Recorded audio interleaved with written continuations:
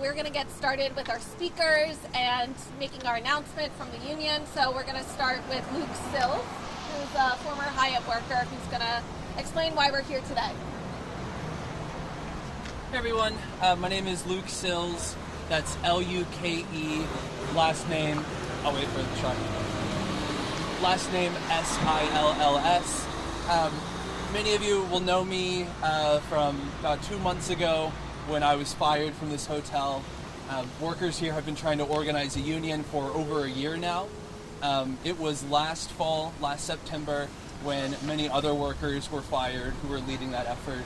And it was this past spring when the NLRB, the National Labor Relations Board, issued a formal complaint against the hotel, finding merit in a number of those firings and issuing a rare bargaining order, which would compel the hotel to recognize our union and start bargaining in good faith with the workers. We've said before that that's a very rare thing for the NLRB to pursue, and it really speaks to the egregiousness of the misconduct that's happened here at the Hyatt Regency. Unfortunately, Douglas Jamal, the owner of the hotel, and local hotel management has still refused to settle with the union. They've refused to reinstate the fired workers and begin bargaining. So we're here today to announce that we're officially launching a boycott of the hotel. Just to be clear about what that means, we are asking people to cancel their reservations if they've already made them. If they're planning to travel to Buffalo in the future or near future, we are asking them to not book at this hotel. And we are reaching out to groups that would normally hold conferences at the Hyatt Regency and asking them to take the hotel out of consideration. There have already been a number of groups who have agreed to do this, and I'm just going to read a quick statement from the IBEW. They were actually here a year ago when workers were being fired for trying to organize a union. They were here when it was happening. And at the time, they were, disgusted at what was happening at the hotel, disgusted by how management was treating their workers, and they sent us this statement. They said, it's good to hear from you, and thanks for the update. We have been discussing our annual progress meeting for 2028, and everyone loved Buffalo. Unfortunately, as I stated on record, we won't be holding anything at the Hyatt in Buffalo until this is settled. If by some miracle Jamal has a change of heart and things work out there, or you do get an agreement some way, please let us know and we will get that location back into the rotation. We're very proud to have them supporting us, and this is what we're going to be asking other groups to do. And just to make it clear, Jamal still has a chance to do the right thing and settle with the union, reinstate the workers, and start bargaining, and we really hope that he does it. Thank you.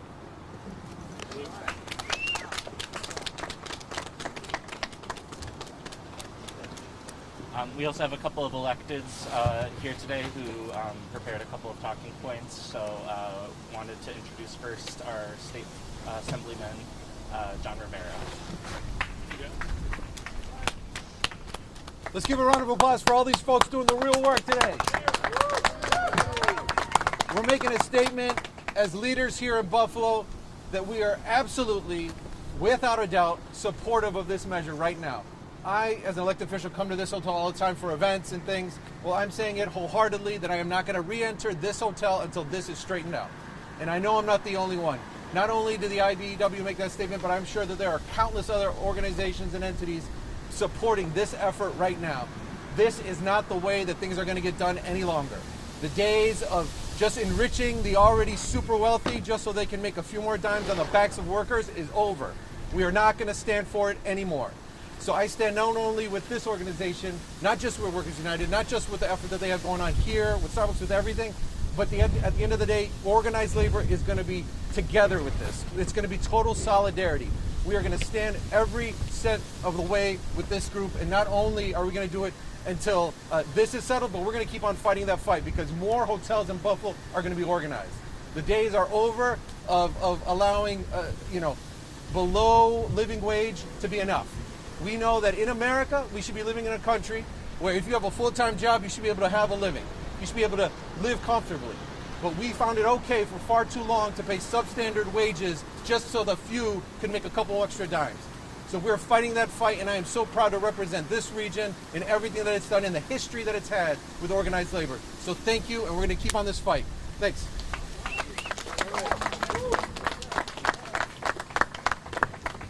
Thank you to Assemblyman Rivera. Also wanted to introduce Jeremy Zellner, the chairman for the Erie County Democratic Party. All right. I didn't know I was going to be speaking, but we're here today to announce this boycott officially, which I've signed the pledge. I'm encouraging all Democratic elected officials to do the same thing. But we're also here to say it's not okay to fire people who are trying to organize a union.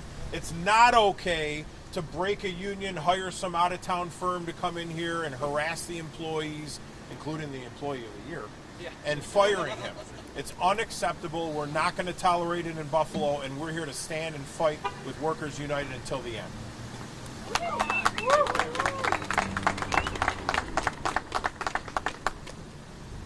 Next, we're going to be hearing from the leader of our union in upstate New York and Vermont, Gary Bonadonna Jr. All right, thank you. Thank you. Thanks, everyone, for being here. My name is Gary Bonadonna Jr. I'm the leader of Workers United in upstate New York and Vermont.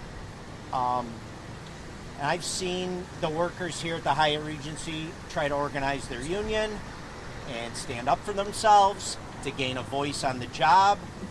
And I've seen a vicious reaction from the employer. I've seen the owner, Douglas Jamal, fire workers, threaten them, force them to quit, all to crush the union effort. I've seen them fire Luke Sills, an almost 2-year front desk worker and employee of the year, because Luke stood up for himself, stood up for his coworkers, and the owner's still trying to silence his campaign. And I've seen the National Labor Relations Board conduct a 6-month investigation, and after seeing all this misconduct, they determined it is impossible to have a fair union election at this place. So what do? They issued an extremely rare bargaining order that requires the employer to recognize the union and begin negotiating a contract. Now, rather than settle with the workers, the Hyatt and Douglas Jamal keeps fighting. So we need to make this message very clear. There has to be accountability, and when employers break the law and union bust, there are consequences. You know, we could have easily been here. This was an opportunity, still is an opportunity, even business-wise. There are no large unionized hotels in Buffalo that could host conventions, conferences, events for groups and organizations that won't do business at a non-union hotel. We could be here right now and be promoting this place as a union property, a unionized workforce, and celebrating that and get them business. But here we are. They continue to fight, and you know, an important thing that we've talked, you know, we've got a lot of good reception, good responses from elected officials. This hotel, this developer, Douglas Jamal, developers like him who fire people and union bust, when they have their hand out and they want public money, there needs to be a requirement for labor peace. There needs to be an agreement between the union and the employer that there's a smooth process, that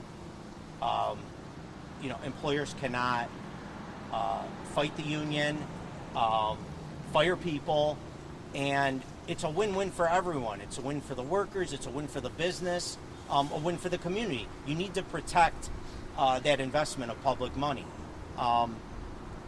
So, you know, the labor peace, it establishes a fair process for unionizing, because these laws the labor laws are so notoriously weak. And that's why, our union, we're throwing our full weight and support behind this boycott. And to show that in Buffalo, New York, there are consequences for employers who break the law and union bust. So thank you, everyone, for coming. Thank you for the support, everyone.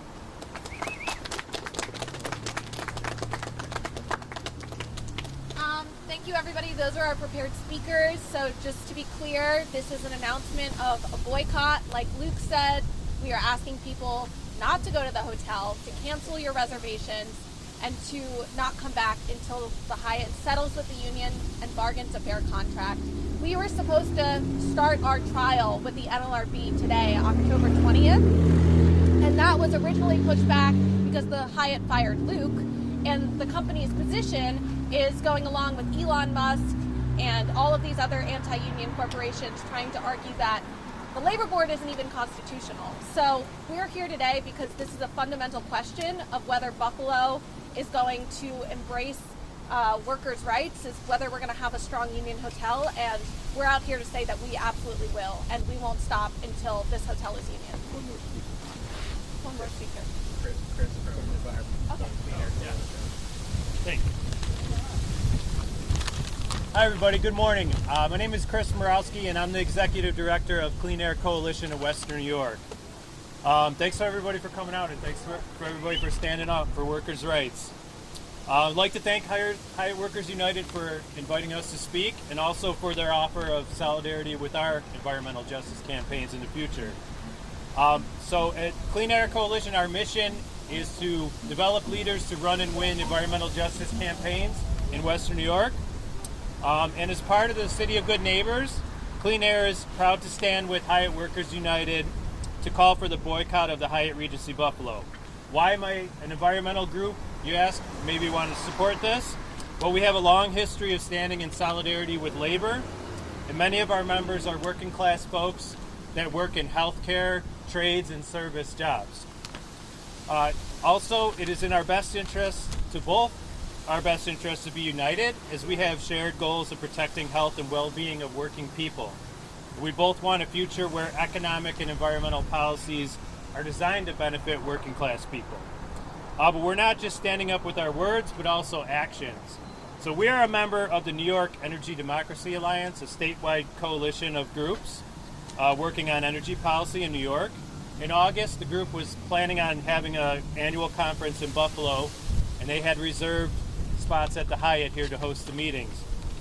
Based on what we were hearing from Luke and the other workers over the summer, Clean Air suggested to Energy Democracy Alliance to cancel their reservation in solidarity with the workers, which they did.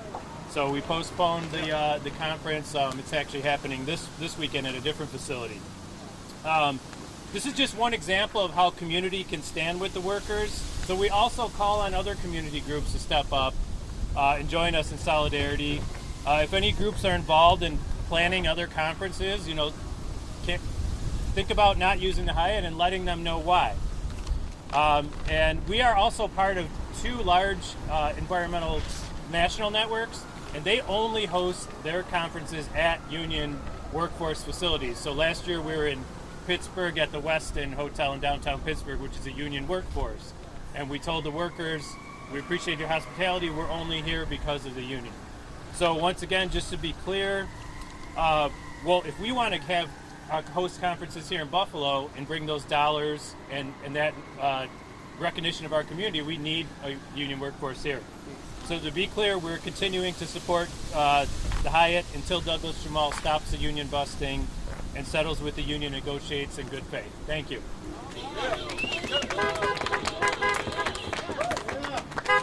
Questions? Yeah, how do you get the message out now across the country? That's why you guys are here.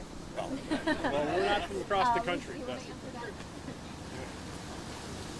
Well, we're doing our best to reach out to groups that have, been here before or that might have reason to come back to Buffalo again. Unfortunately, we're probably not going to be able to talk to everybody. But we're also going to be on social media, trying to broadcast, on Instagram and TikTok. One thing that everyone should do if you're planning to come to Buffalo, as long as this dispute is not settled, is check our website. Is it Hyatt Buffalo Boycott? It's HyattBuffaloBoycott.com, and we are going to be broadcasting on that website at all times whether it's okay, to patronize this hotel. So that's the place people can go to check on the status of this. But otherwise, we're going to be asking other groups to do what the Energy Democracy Alliance did and cancel the reservations here. Do you have an idea how many, or do you know how many have lost their jobs because of this here? Like, were fired Yeah. during the campaign? Yeah. It was around like 10 workers or so. The NLRB case only picked up a few of those workers, so 3 workers from the Starbucks. Their case is in the consolidated complaint, and then they're still considering my firing as well. And what are the demands you guys are looking for? What's wrong here? Like, why are we organizing a Yeah. union? Uh-huh. Well, the biggest thing is, to have a voice here. There's employees who have been here upwards of 20 years, and staffing levels are an issue. People are always concerned about pay and benefits, but really just to have a voice, on the job, where you spend most of your time that and respect is the most important thing. And the NLRB issuing their, I'm sorry, tell me what's called again? It was a complaint. No, Their the complaint. NLRB said The bargaining order? Yeah, the bargaining order. Yeah. So can you explain what that is? Because this is my first time hearing it. Yeah. And also, what does that do to compel Hyatt to come to the table? Yeah. So it's a pretty rare decision. Gary touched on this in his speech. It's basically the NLRB saying that there's no way a fair election could be held at this hotel. That the illegal conduct was so egregious that you could not possibly ask workers to take a vote because it wouldn't be a reflection of whether or not they want a union.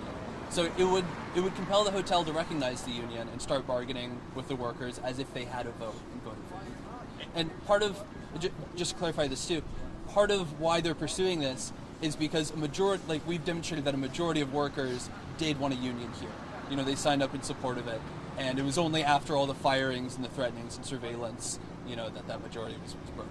And what is their argument to say that why aren't they doing it? Why aren't they bargaining? Because they don't have to. I mean, because the law is so bad that there's almost no penalties. Like the most that they would have to do is reinstate the fired workers, give them back pay. This is part of why we have to boycott, is that, even in the best of times when the Trump administration, hasn't crippled the NLRB, it's still not going to, help workers organize. Would you want your job back? Yes. In terms of concerns about hotel space in downtown Buffalo, I know, several elected officials have expressed concerns about that, boycotting this space for a period of time. Is there a cutoff, or is this, until these demands are answered? So speaking of the economic impact of this. What was the question one more time? You've heard from elected officials concerns about the lack of hotel space already. If you're boycotting, Yeah. I believe, the largest hotel that's actively operating in downtown Buffalo, what that trickle-down effect might be. Well, unfortunately, it might mean that there's some conferences that won't be able to, hold their events in Buffalo.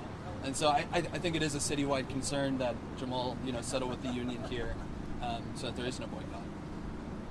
And how long would this go on?